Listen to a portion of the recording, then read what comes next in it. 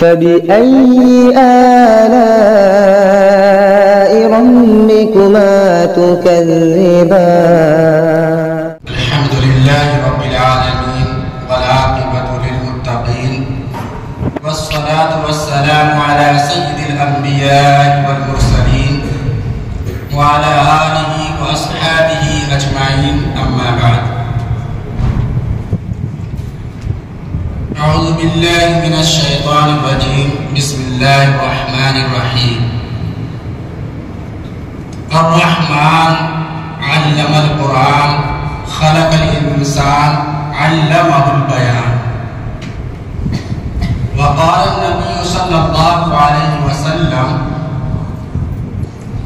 من يريد الله به خيرا يفقه في الدين صدق الله وصدق رسوله النبي الكريم أما بعد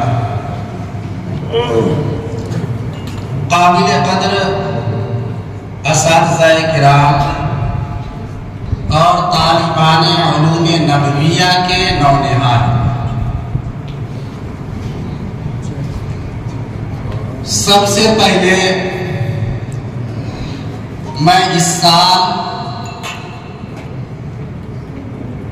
نئے داخل ہونے والے طلباء کو اور پرانے طلباء جنہوں نے سالانہ چھٹیاں گزار کر واپس آئے ہیں، ان سب کو اپنی طرف سے اساتذہ کرام اور انتظامیہ کی طرف سے خوش آمدید کہتا ہوں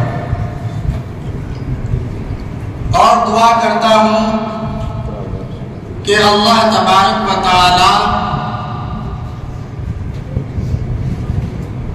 آپ کو اس مقصد میں 100% کامیابی عطا فرمائے جس مقصد کے لیے آپ حضرات یہاں تشریف لائے، اور اللہ تعالی ان تمام چیزوں سے آپ کی حفاظت فرمائے جو آپ کے علم کے لیے نقصان دہ ہو۔ عزیز طلبہ، اس وقت براہ راست میں آپ سے مخاطب ہوں،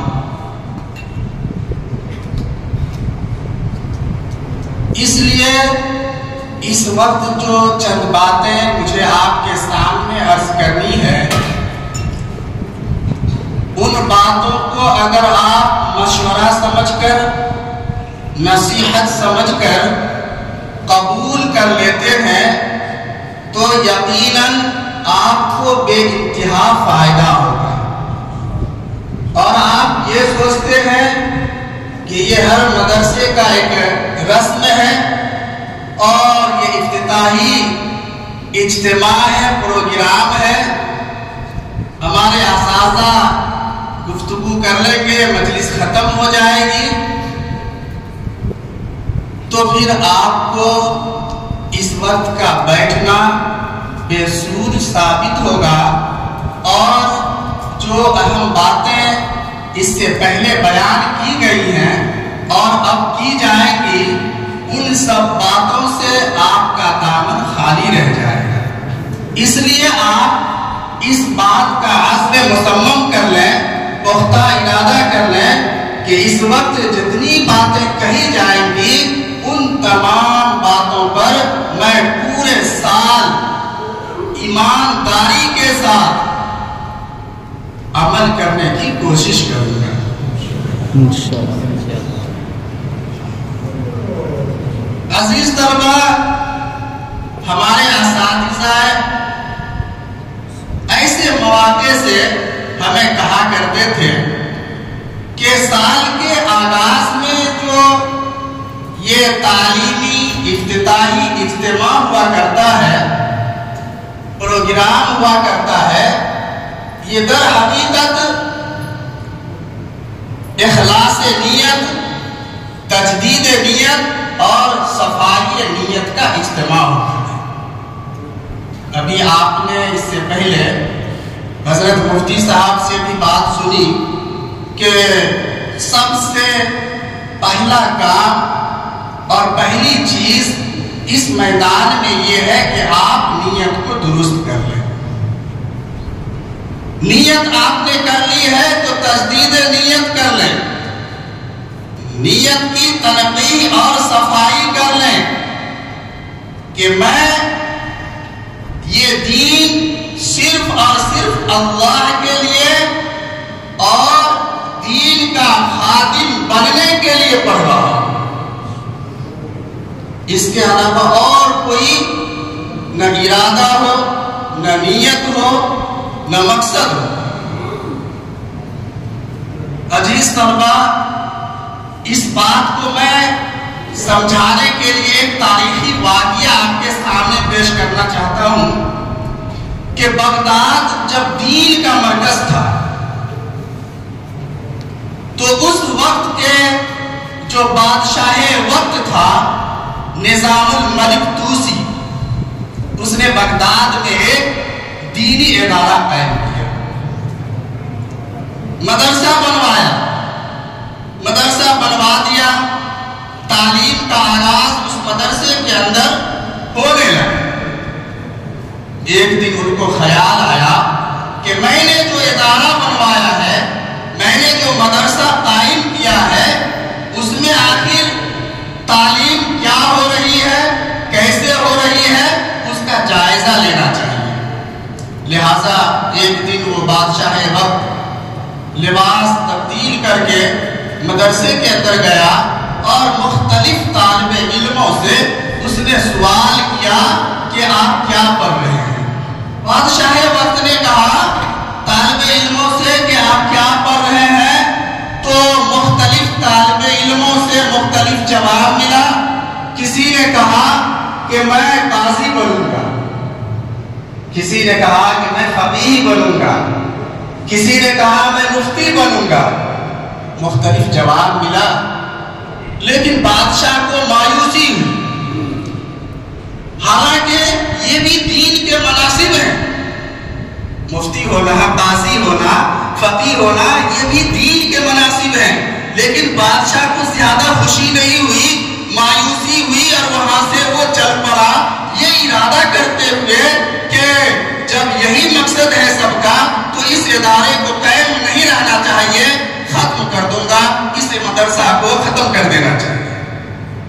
لہٰذا وہ جب نکل رہے تھے تو مدرسے کے احاطے میں ایک طالب علم کو دیکھا، پھر پوچھا کہ کیوں پڑھ رہے ہیں؟ تو اس طالب علم نے کہا میں اس لیے پڑھ رہا ہوں تاکہ پڑھنے کے بعد مجھے معلوم ہو کہ جن چیزوں پہ کرنے کا حکم اللہ نے دیا ہے اس کو میں بجا لاؤں، اور جن چیزوں سے اللہ نے منع فرمایا ہے میں اس سے رک جاؤں۔ جب یہ جواب ملا تو بادشاہ نے کہا کہ اگر ایک طالب علم بھی ایسا ہے، اس مقصد اور اس نیت کے ساتھ ہے تو مدرسہ تو قائم رہنا چاہیے، اسے میں ختم نہیں کروں۔ عزیز طلبہ، جانتے ہو کون تھا طالب علم؟ وہ امام غزالی رحمۃ اللہ علیہ تھے۔ ایسے نہیں بن گئے امام جن کا شہرہ سارا عالم میں ہے اور آپ نام سنتے رہتے ہیں، ان کی باتیں سنتے رہتے ہیں، تو گویا کہ یہاں پر آپ کو یہ بتانا ہے کہ نیت کے اندر جب تک کہ آپ درستی نہیں لائیں گے اور درست نیت نہیں کریں گے اس وقت تک کہ آپ کا جو مطلوب ہے، آپ کا جو ہدف ہے اور آپ کا جو ٹارگیٹ ہے وہ خوش اسلوبی کے ساتھ حاصل نہیں ہو سکتا ہے۔ تو آپ تجدید کر لیجئے کہ مجھے یہ دین صرف اللہ کے لیے اور دین کا خادم بننے کے لیے پڑھنا ہے، اس کے علاوہ اور کچھ نہیں۔ نبوت کا دروازہ بند ہے، کوئی نبی نہیں آنے والے ہیں، اور اللہ کے نبی صلی اللہ علیہ وسلم نے یہ فرما دیا کہ جب اللہ رب العزت کسی کے ساتھ خیر کا معاملہ فرماتا ہے تو اسے تفقہ فی الدین عطا فرماتا ہے۔ یہ تفقہ فی الدین کسی یونیورسٹی میں نہیں ملنے والی ہے، کالجز میں نہیں ملنے والا ہے، یہ انہی اداروں کے اندر ملنے والا ہے۔ اور جب آپ یہاں تشریف لے آئے ہیں تو حدیث کے مطابق سمجھ لیجئے کہ اللہ نے آپ کے ساتھ خیر کا معاملہ فرما دیا ہے۔ جب آپ چل کر یہاں آ گئے تو اللہ نے آپ کے ساتھ خیر کا معاملہ فرما دیا، اور یرید اللہ بہ خیرا، اللہ نے گویا کہ آپ کو اس تفقہ فی الدین کے لیے منتخب کر لیا ہے اور اس راستے کے لیے چن لیا ہے۔ عزیز طلبہ، یاد رکھیے کہ اپنے آپ کو اس کے لیے وقف کر دینا ہے۔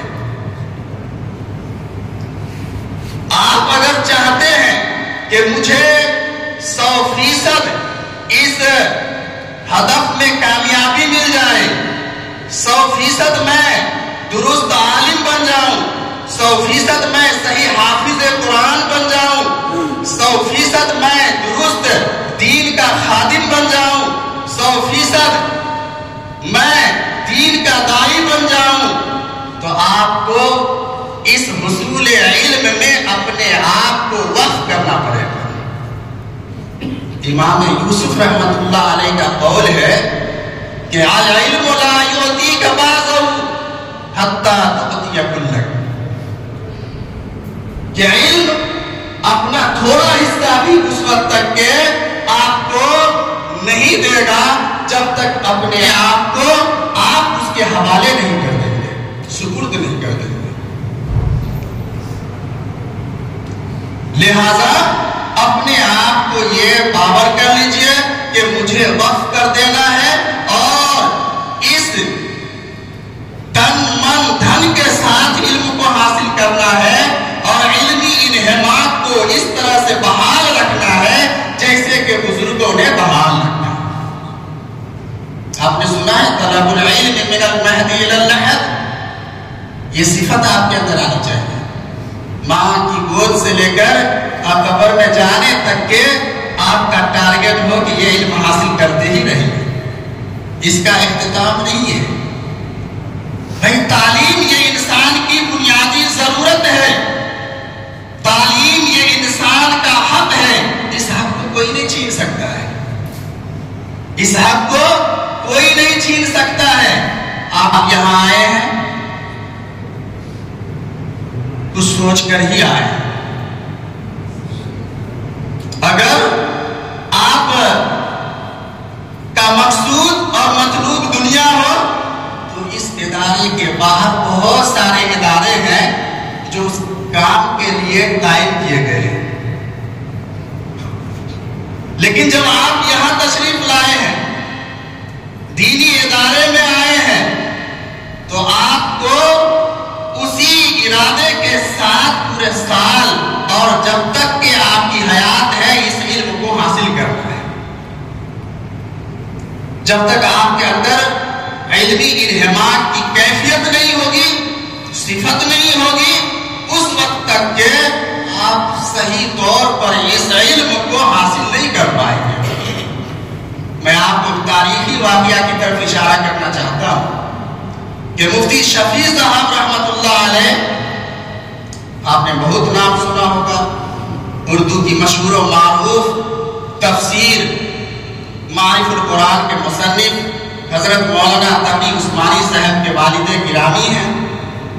یہ امام العصر جبل العلم علامہ علوہ شاہ کشمیری رحمت اللہ علیہ کے خصوصی شاگرد تھے، مفتی شفیع صاحب عثمانی رحمت اللہ علیہ۔ انہوں نے یہ واقعہ لکھا ہے اور فرمایا کہ دیوبند کے اندر یہ افواہ پھیل گئی کہ شاہ صاحب کا انتقال ہو گیا، اور رات کے اکثر حصہ گزر چکا تھا۔ اس وقت یہ شاگردوں کو معلوم ہوا تو شاہ صاحب کے گھر کے طرف دوڑ پڑے۔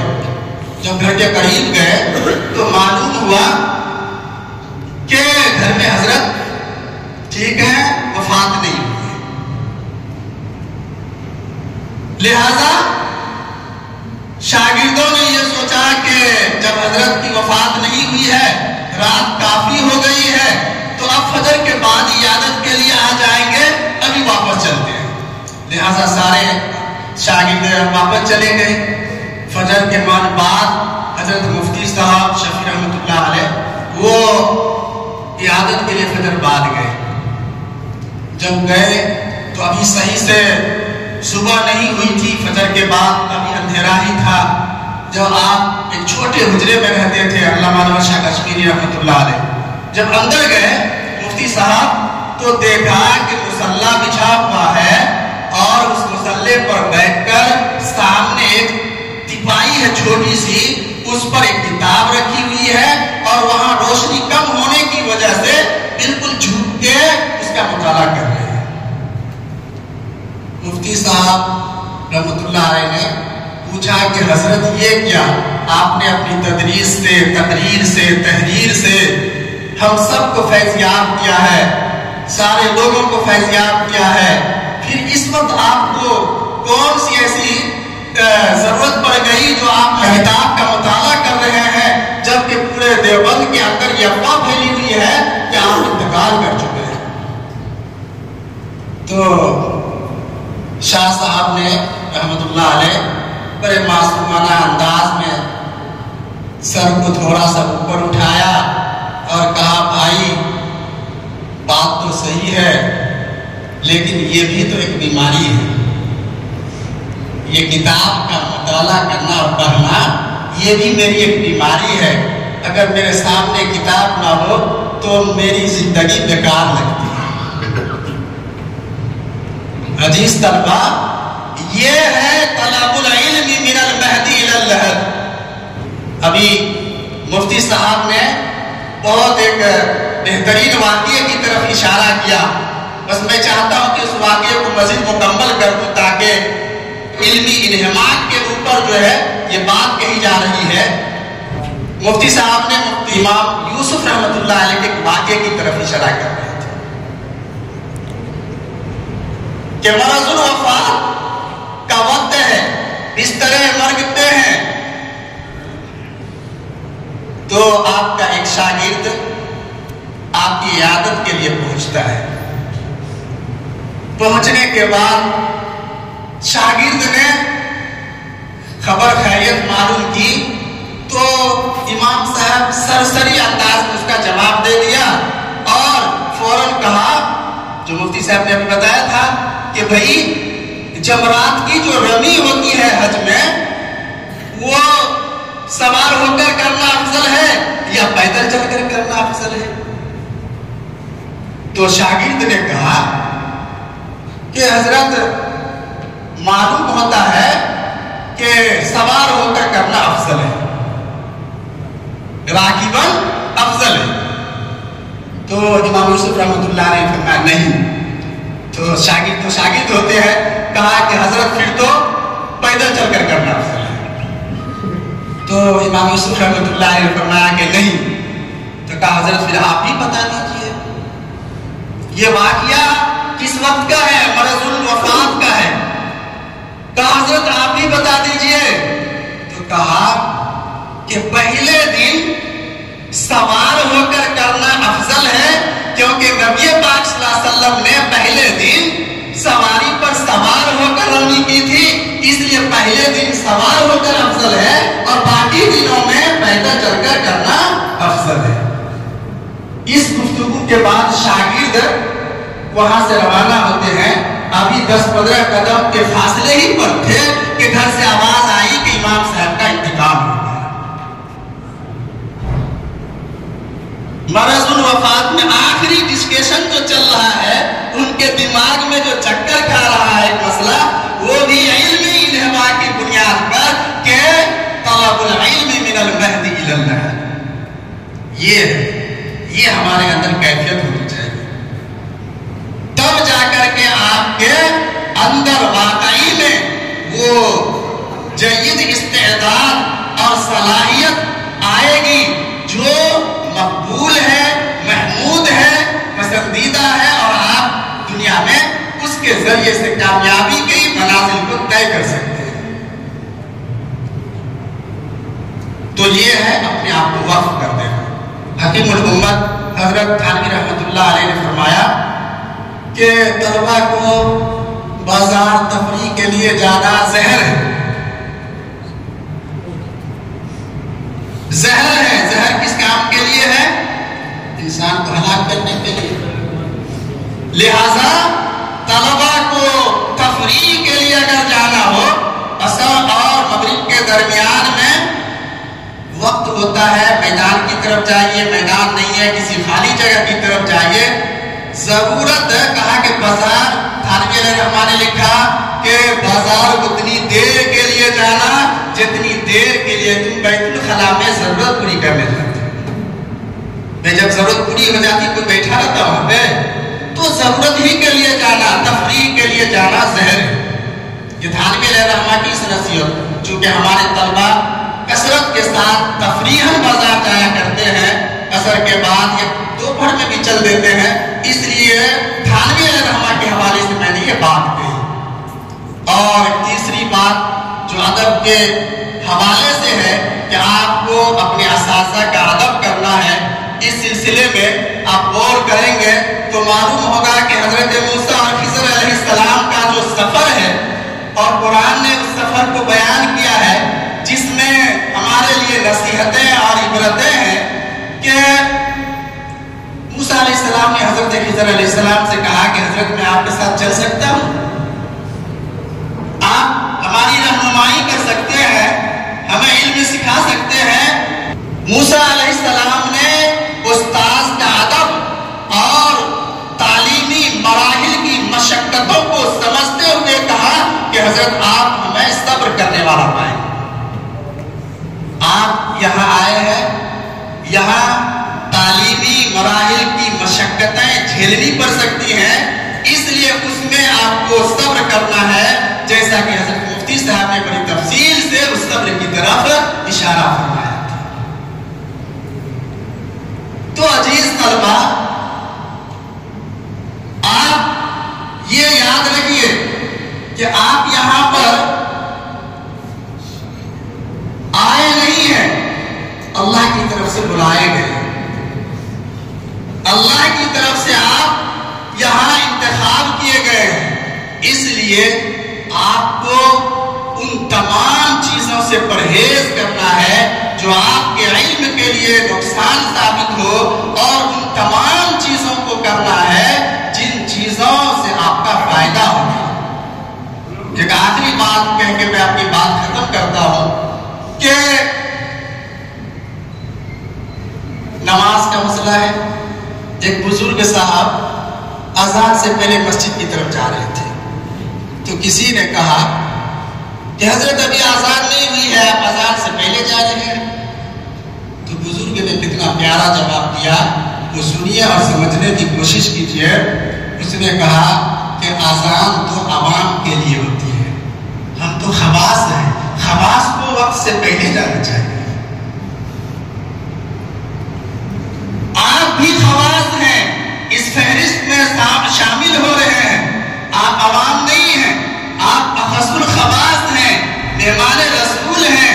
اذان ہو جاتی ہے، اقامت شروع ہو جاتی ہے، اور پھر پتہ چلا اب آپ وضو خانے میں جا رہے ہیں۔ عزیز طلبہ، جس کام کے لیے آئے اس کام میں آپ سے کوتاہی ہو، غفلت ہو اور سستی ہو، تو پھر آپ کس کام کے لیے آئے؟ آپ کو تو آپ کے اساتذہ جو کام کرنے کے لیے کہے بس وہ کر کے دکھائیے، آپ سے اگر کہ سچ بولو تو سچا بن کے دکھائیے۔ آپ کو اگر سچ بولنے کے لیے کہے تو سچا بن کر دکھائیے۔ آپ سے نماز پڑھنے کے لیے کہا گیا ہے تو آپ نمازی بن کر دکھائیے۔